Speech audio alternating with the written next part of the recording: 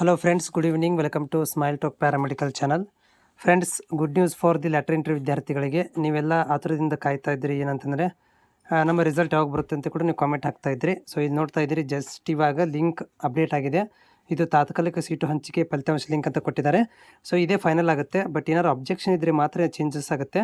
But ಇದೇ final. So ಇದಕ್ಕೆ link click ಮಾಡ್ಕೊಂಡು ನಿಮ್ಮ ರಿಸಲ್ಟ್ಗಳನ್ನ ನೀವು ಚೆಕ್ ಮಾಡ್ಕೊಳ್ಬೋದು.